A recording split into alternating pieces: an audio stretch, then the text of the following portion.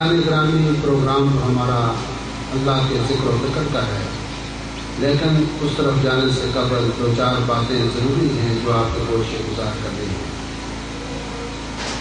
اللہ سبحانہ و تعالیٰ کا قرآن حکیم میں ارشاد ہے، جیسا کہ ابھی ساجد صاحب نے تلاوت فرمائی ہے، اعوذ باللہ من الشیطان الرجیم، بسم اللہ الرحمن الرحیم، فبأی آلاء ربکما تکذبان، صدق اللہ مولانا العظیم۔ اس آیت کریمہ سورہ رحمان کے اندر، اس آیت کریمہ کے اندر اللہ سبحانہ و تعالیٰ نے انسانوں کو یہ یاد دہانی کرائی ہے کہ تم میری کون کون سی نعمتوں کو جھٹلاؤ گے، کون کون سی نعمتوں کو فراموش کرو گے۔ اگر غور سے دیکھا جائے تو اللہ سبحانہ و تعالیٰ نے انسان کو اپنی بے شمار نعمتوں سے سرفراز فرمایا ہے۔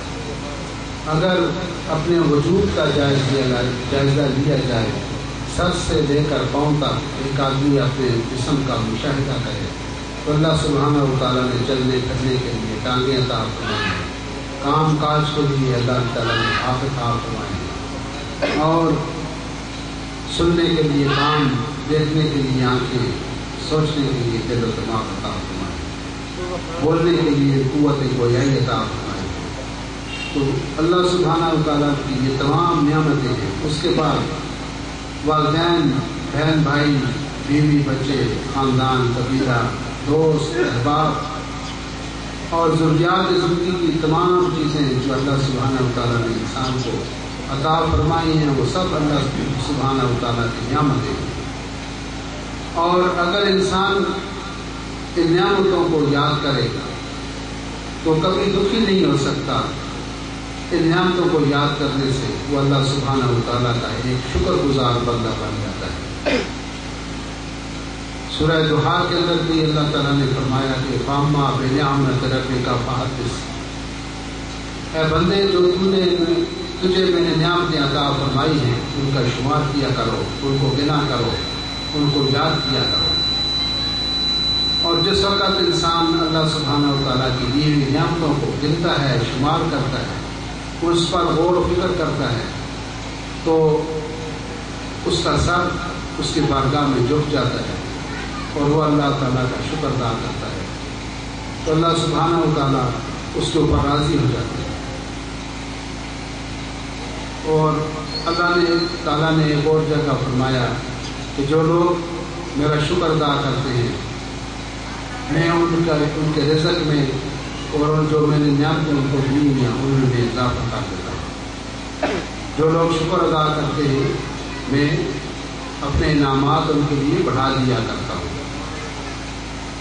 تو اس لیے یہ انتہائی ضروری چیز ہے کہ انسان کو اللہ تعالیٰ کا شکر گزار ہونا چاہیے اور اس کی دی ہوئی نعمتوں کا ادراک کرنا چاہیے، اور ان کو شمار کرنا چاہیے اور ان کو دیکھنا چاہیے۔ اور اللہ تعالیٰ نے ایک اور جگہ یہ ارشاد فرمایا کہ تم اپنی پیدائش پر غور کرو، اپنی تخلیق پر غور کرو، اور میری اس بنائی کائنات کے اندر تم غور و فکر کرو، اور تمہاری نگاہیں ناکام لوٹ کر آ جائیں گی۔ میری بنائی کسی چیز میں آپ کو کجی یا کمی بیشی آپ کو محسوس نہیں ہو، تمہاری نگاہیں ناکام لوٹ آئے گی، لیکن میری بنائی ہوئی چیز میں آپ کو کوئی نقص نظر نہیں آئے۔ عزیزان گرامی، یہ زندگی بہت مختصر ہے، اگاں اپنی موت سے کوئی بشر نہیں، سامان 100 برس کا ایک پل کی خبر نہیں۔ یہ ضروری نہیں کہ بوڑھا آدمی اس دنیا سے جائے گا، انسان جوانی میں بھی چلا جاتا ہے، بڑھاپے میں بھی جاتا ہے، بچپن میں چلا جاتا ہے، پیدا ہونے کے ساتھ بھی مر جاتا ہے۔ بعض ایسے بھی واقعات دیکھتے ہیں کہ ماں کے پیٹ کے اندر ہی تخلیق سے ہی پہلے کو بچہ مر گیا۔ عورت کے لیے، مرد کے لیے، سب کے لیے موت پر حق چیز ہے، جانا ہے، رہنا کسی نے۔ لہذا انسان کو یہ کوشش کرنی چاہیے کہ جس طرح سے وہ پیدا ہوا ہے، جب بچہ پیدا ہوتا ہے تو گناہوں سے پاک ہوتا ہے، معصوم ہوتا ہے، اور کوشش یہ ہونی چاہیے کہ جب ہم اس دنیا سے جائیں تو اس وقت کی حالت معصومیت کے اندر جائیں، ہمارے اوپر کوئی گناہ نہ ہو، کوئی بوجھ نہ ہو، اور ہمیں کوئی پریشانی نہ ہو، کیونکہ جو کچھ اس دنیا میں آپ نے کمایا، مکان بنایا، زمین خریدی، پلازا کھڑا کیا، کوئی کسی قسم کا بھی پیسہ کوئی پس انداز کیا، زیورات بنائے، جولی بنائے، بیوی بچے، ماں باپ، سب کچھ چھوڑ جانا، سب کچھ چھوڑ جانا اور اکیلے انسان نے جانا ہے اور جا کے ہزاروں من مٹی کے نیچے سے دفن ہو جانا اور وہ اپنے اعمال کا خدا کے سامنے جاتے ہیں۔ کیوں کہ جو کچھ اس بندے سے تعلق رکھتا ہے اس کی اسی سے باز پرس کی جائے گی، دوسرے کی نہیں۔ اگر آپ کا بھائی ہے تو اس کے اعمال کے جواب آپ نہیں ہیں، وہ بھائی بتاتے خود۔ اگر بیٹا ہے تو باپ سے اس کی باز پرس کی جائے گی، بیٹے سے کی جائے گی، شوہر سے پوچھا جائے گا، بیوی سے پوچھا جائے گا۔ ہر آدمی انفرادی طور پر اللہ کی بارگاہ میں حاضر ہوگا اور انفرادی طور پر وہ اپنے اعمال کا جواب دے گا۔ اور اس بات کو دھیان میں رکھیں گے، یاد رکھیں گے کہ یہ دنیا ایک کمرہ امتحان ہے، بس آپ نے جو کچھ کرنا ہے وہ کرتے جائیں اور چلتے جائیں، دنیا کو دیکھتے جائیں اور چلتے جائیں، دیکھتے جائیں اور چلتے جائیں، اپنی منزل کی طرف، اپنے سفر کو تو رواں قائم دائم رکھیں اور دوسروں کی طرف مت دیکھیں۔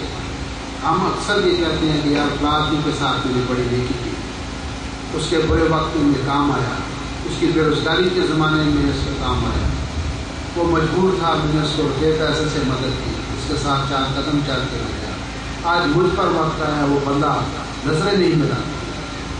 ہم اس چیز کو محسوس کرتے ہیں لیکن اس کو محسوس نہیں کرتے۔ جو بھی آپ کام کریں اس دنیا میں وہ اللہ کی رضا اور اس کی خوشنودی کے لیے کریں اور اللہ کی نسبت سے کریں، اور اس کی جو جزا دینی ہے آپ نے وہ اللہ سے دینی ہے، بندے سے نہیں دینی، بندہ نہیں کچھ نہیں سکتا۔ اس لیے جو بھی دنیا میں نیکی کا کام کریں، اپنے والدین کی عزت کریں، ان کی خدمت کریں، ان کا احترام کریں، اور کسی پڑوسی کے ساتھ، کسی بہن بھائی کے ساتھ، کسی دوست احباب کے ساتھ اگر آپ کو نیکی کرتے ہیں، وہ اچھائی کرتے ہیں، اچھا سلوک کرتے ہیں، تو اللہ کی طرف اس چیز کو چھوڑ دیں، اللہ کی طرف مائل کر دیں۔ اجر اور جزا جو ہے وہ اللہ سبحانہ و تعالیٰ عطا فرمائے گا۔ وہ بندہ اجر و ثواب دے ہی نہیں سکتا، وہ بندہ دے ہی نہیں سکتا۔ چونکہ آپ نے جس طرح سے اگر آپ کے بچے کے ساتھ کوئی پیار کرے تو آپ خوش ہوتے ہیں، اگر آپ کے بچے کو کوئی مارے تو آپ ناراض ہوتے ہیں۔ اسی طرح سے جب آپ اللہ کی مخلوق سے پیار کرتے ہیں، اللہ کی مخلوق پر احسانات کرتے ہیں تو مالک آپ کے اوپر خوش ہوتا ہے۔